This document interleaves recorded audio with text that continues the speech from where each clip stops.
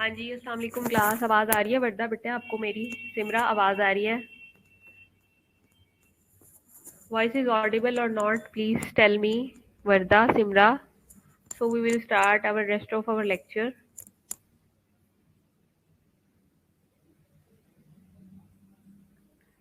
वर्दा, सिमरा, आवाज़ आ रही है बच्चे आप लोगों को?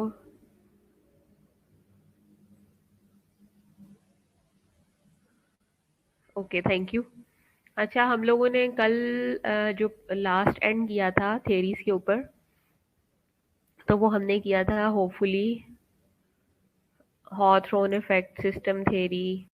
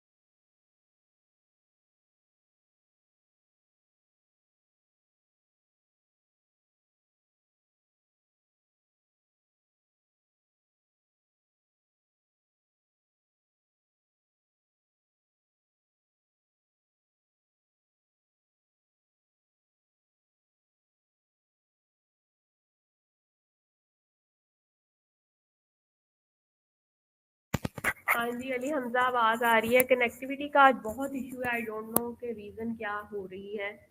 पहले आपका जो था वो मॉडरेटर लिंक वो नहीं ऑन हो रहा था। आवाज़ आ रही है अब? Summer, Neha, Ali Hamza,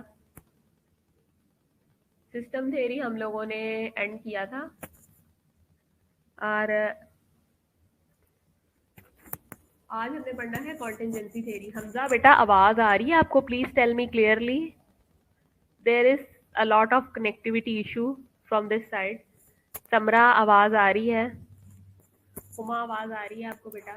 contingency theory से मैं कंटिन्यू करने लगी हूँ। कहता है contingency theorist believe that organisational performance can be enhanced by matching an organisational structure to its environment. यानी कि जब नेहा आवाज़ नहीं आ रही, आवाज़ नहीं आ रही बेटी?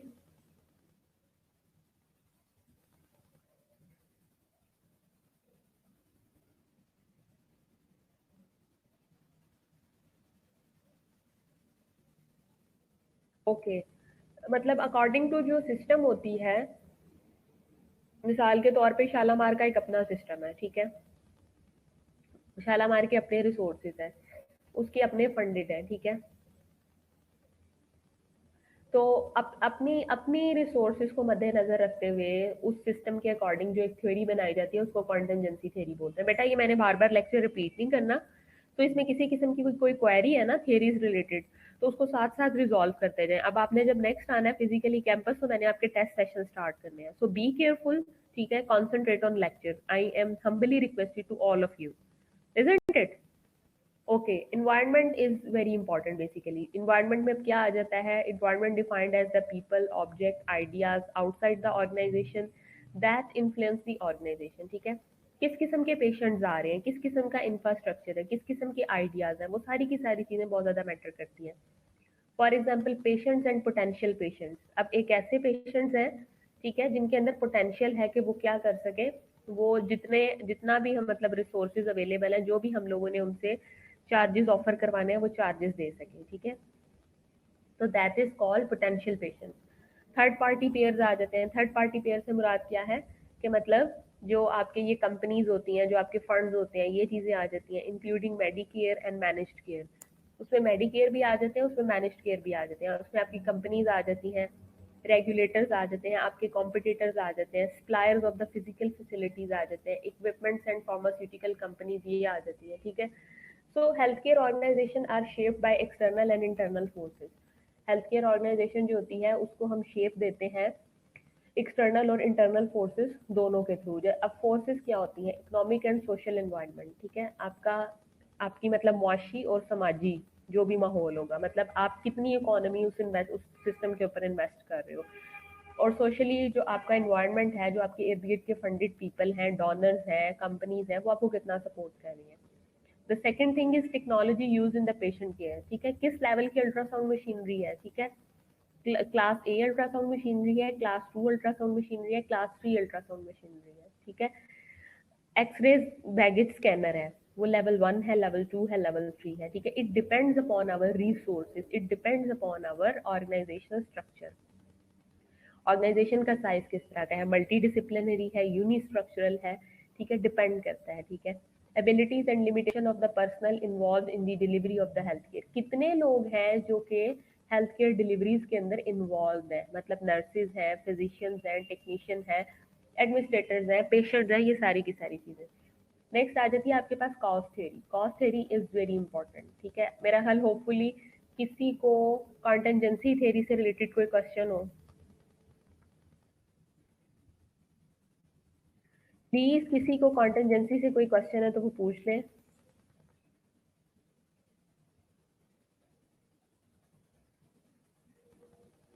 ठीक है, सो ओवरऑल मैं ये कह सकती हूँ कि कॉन्टेंजेंसी थ्योरी, इसको मैं एक समरी बना देती हूँ कि it depends upon basically environment, ठीक है। आपका जो इन्वायरमेंट होता है ऑर्गेनाइजेशन का, उसके साथ मैचिंग क्राइटेरिया इसका होता है। इसमें डिपेंड कर रहा होता है कि आपके इर्द का माहौल कैसा है, ऑब्जेक्ट कैसे हैं, किस किस्म का आइडिया उसके अंदर इंटरनलाइज और एक्सटर्नलाइज किया गया है, उसमें नर्सेज कितनी इन्वॉल्व है, फिजिशियन कितने इन्वॉल्व है, टेक्नोलॉजीज कितनी इन्वॉल्व है, एडमिनिस्ट्रेटर क्या है। ये सारी की सारी चीज़ें जो है वो किसके अंदर आ जाती हैं? ये सारी की सारी चीज़ें आ जाती हैं आपकी कॉन्टेंजेंसी थ्योरी के अंदर। नेक्स्ट मैं मूव कर रही हूँ कॉस्ट थ्योरी के अंदर, क्योंकि no one is want to question with me regarding this theory, so I will further continue with the chaos theory. So it is inspired by the finding of the quantum mechanics. Quantum basically क्या होता है, numbering के साथ खेलना, ठीक है। इसके अंदर हम डिजिट इन्वॉल्व होते हैं, ठीक है। क्वांटम मैकेनिक्स इसके अंदर आ जाता है। Challenges to look at the organisations and the nature of the relationship and process and proposes that nature's work does not follow a straight line. अब इसमें बेसिकली हम एक जो आपका आर्टिफिशियल सिस्टम है उसको हम रिलेट करते हैं आपके किसके साथ, आपके नेचुरल सिस्टम के साथ। वो ये कहता है कि कभी भी जो नेचुरल वर्क है वो स्ट्रेट लाइन नहीं हो सकता, ठीक है। तो this is called chaos theory.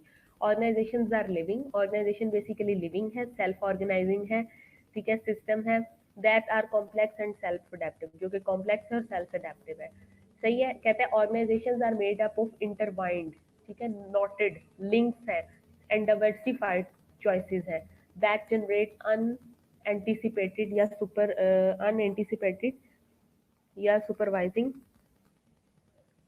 Surprising consequences,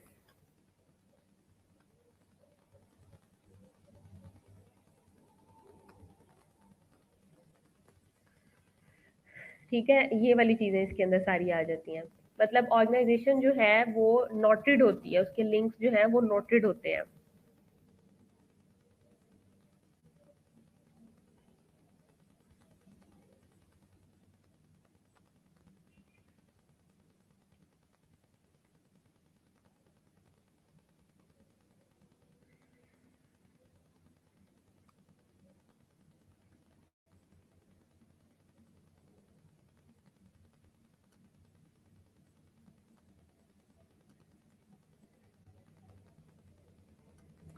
ठीक है, वो नोटेड है।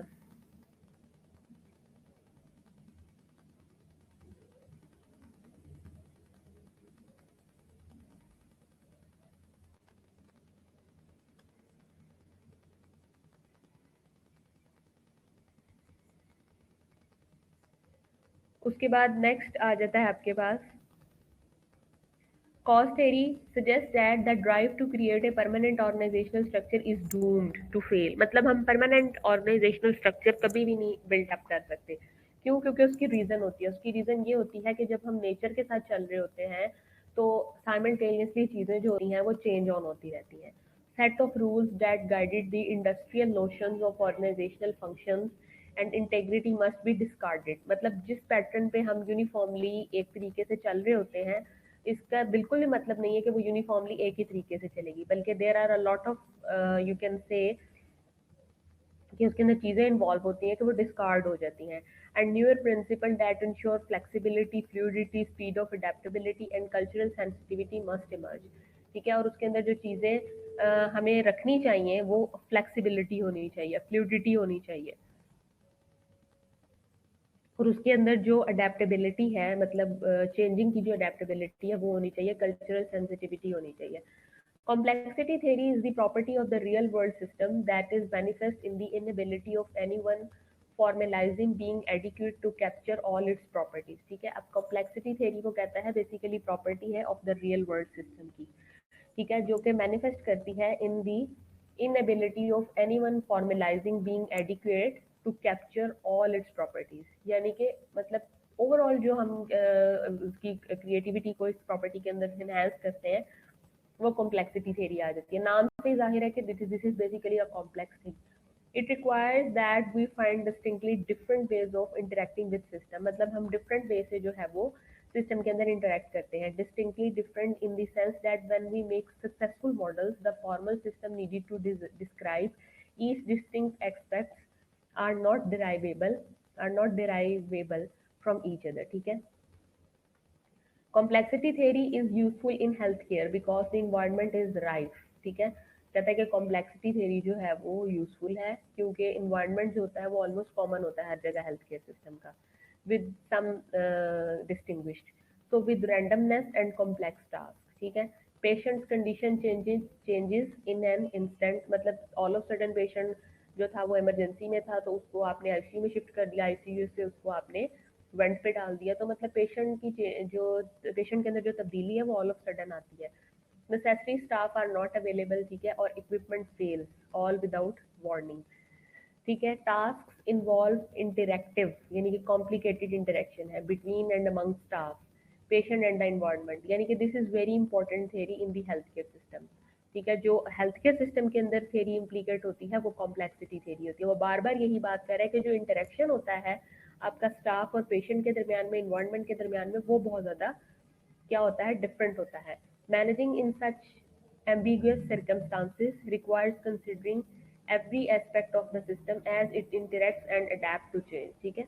और इस तरह से ये अडेप्ट होता है और चेंज होता चला जाता है। And this is all about complexity theory, contingency theory. Is there any confusion in this lecture? Next, इसमें किसी किस्म की कोई कंफ्यूजन है तो मुझे बताएं, फिर मैं आपका नेक्स्ट लेक्चर अपलोड करती हूँ।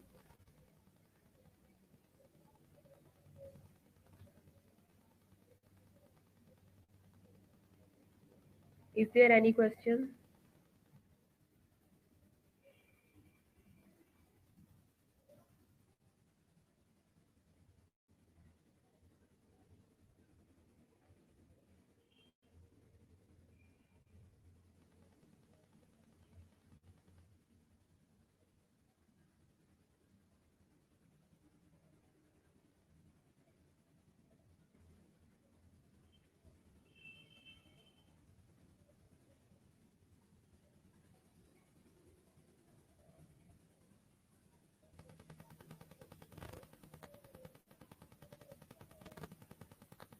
ओके, नेहा ने कहा है कॉस थ्योरी का बता दें। ठीक है नेहा, मैं कॉस थ्योरी रिपीट कर देती हूँ।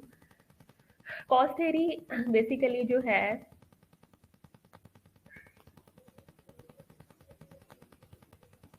इट्स ओके नेहा, अगर ऑडियो इशू हो भी तो you can ask me further, ठीक है, आप मुझसे पूछ सकते हैं, दिस इज योर राइट बेटा। कॉस थ्योरी है, कहते हैं inspired by finding of quantum mechanics. Quantum mechanics basically कहते हैं अ नंबर ऑफ डिजिट्स, ठीक है, डिजिट्स की नंबर होती है, ठीक है। और मैकेनिक नंबर जो होते हैं वो बेसिकली, जैसे आपने देखा है कभी एटम जो है, एटम मॉलिक्यूल, ठीक है, मतलब एटम मिलके क्या बनाता है, मॉलिक्यूल्स बनाते हैं, और मॉलिक्यूल्स मिलके क्या बनाते हैं, ठीक है, एक ह्यूज सिस्टम बनाते हैं। तो बेसिकली एक जो बिल्कुल सब यूनिट्स होता है एटम का, उसको हम क्या कहते हैं कि वो क्वांटम नंबर से मिलकर बना होता है, छोटे छोटे नंबर होते हैं, ठीक है।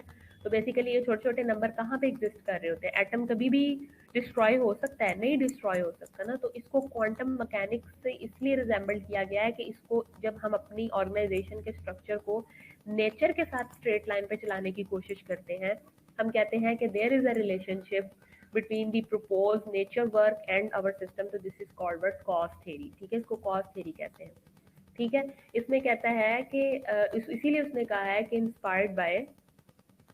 inspired by the finding of the quantum mechanics, challenges to look at the organization and the nature of relationship and proposes that nature work does not follow a straight line, ठीक है।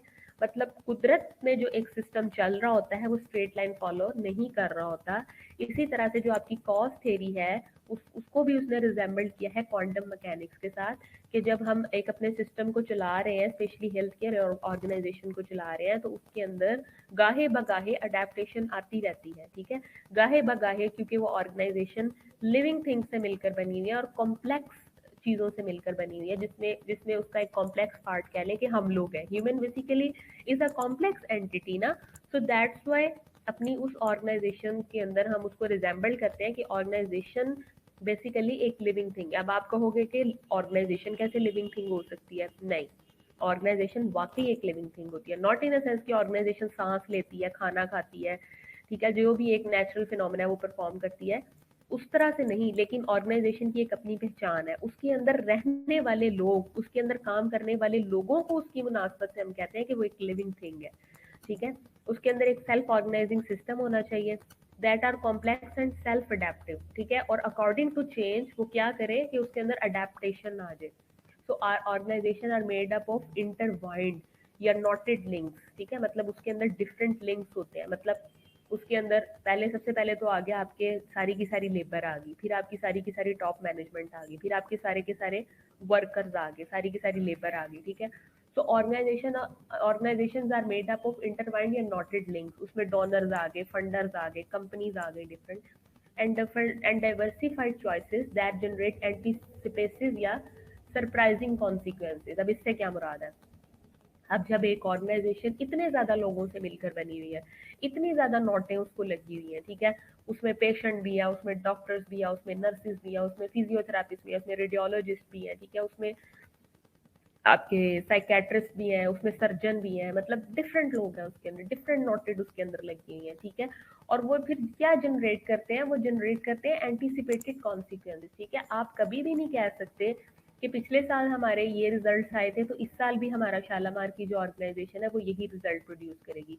जिस तरह से nature constantly linear नहीं चलती, according to situation, according to weather, according to season, according to, मतलब पिछले साल देखें कोविड था, इस साल कोविड है, परसिस्ट करता है, लेकिन क्या है कि हमने अडेप्टेबिलिटी ले आए हैं अपने सिस्टम के अंदर, हमने ऑनलाइन क्लासेस शुरू कर दी हैं, हमने ई लर्निंग स्टार्ट कर दी है। सो इसी तरह से नेचर जिस तरह से स्ट्रेट लाइन फॉलो नहीं करती, सेम उसी पैटर्न पे जो आपकी ऑर्गेनाइजेशन है वो स्ट्रेट लाइन नहीं फॉलो करती। सो इन दिस कॉन्टेक्स्ट वो कहता है कि रिजल्ट्स आर सरप्राइजिंग, ठीक है, results our consequences are anticipated for the next year, तो this is called word cost theory, ठीक है। Cause theory suggests that the drive to create a permanent organizational structure is doomed to fail. मैं कहूँ कि पिछले साल मेरे पास ICU CCU में 6 बेड थे, ठीक है, मेरे पास 6 अल्ट्रासाउंड थी, मेरे पास 6 वेंटिलेटर थे, मेरे पास 6 कार्डिक मॉनिटर थे, तो इस साल भी मुझे उतनों की जरूरत है नहीं। I can never say, why I can never say, that's why, because कि सिस्टम हर साल चेंज होता है, स्ट्रक्चर हर साल चेंज होता है, ठीक है। अगर मैं ये कहूँ कि मैं इसको पिछले साल वाले पैटर्न पे चला सकूँ तो this is not possible, this is not ideal, जिस तरह से, क्योंकि ये नेचर के भी खिलाफ है, सही है। So the set of the rules that guide the industrial notion of the organizational function and integrity must be discarded, ठीक है। तो इस तरह से वो कहता है कि जो आपने एक ऑर्गेनाइजेशन को, एक पुराना आपने अगर एक रवैया रखा हुआ है कि आपने उसको इसी बेस के ऊपर चलाना है, इसी पैटर्न के ऊपर चलाना है, तो वो आपका फेल हो जाएगा, वो आपका फ्लॉप हो जाएगा। And the newer principal that ensure, और जो न्यू प्रिंसिपल है वो क्या होना चाहिए? पिछला नोशन तो आपने डिस्ट्रक्ट कर दिया ना, डिस्कार्ड कर दिया। So the new principle must be flexible, fluid, and speed of adaptability must be present, and cultural sensitivity must be present over here, ठीक है। Exactly, with the passage of time demands increase या decrease हो सकती हैं। हमने क्या करना है? हमने अपनी ऑर्गेनाइजेशन के अंदर flexibility, fluidity and speed of adaptability के कल्चर को क्या करना है? इनहेंस करवाना है, ठीक है। अगर हम उसको नहीं करेंगे, पुरानी चीज़ों के को ही लेके बैठे रहेंगे, तो दैट इज नॉट पॉसिबल। हाँ जी, कॉस्ट थ्योरी क्लियर हुई बेटा अब? हाँ जी नेहा बेटा, now clear? Is there any question? किसी और का कोई क्वेश्चन बेटा थेरी से related? Chaos theory, chaos theory का आप दूसरा नाम कह सकते हैं कि नेचर थेरी, ठीक है। किसी का कोई क्वेश्चन है बेटा थेरी से रिलेटेड तो पूछ सकते हैं आप मुझसे।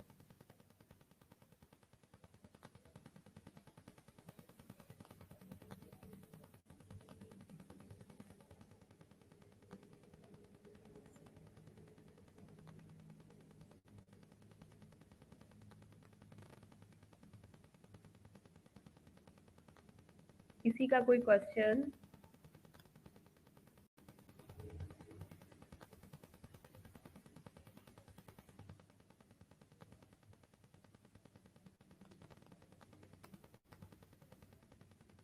किसी का कोई क्वेश्चन पूछ सकते हैं बच्चे।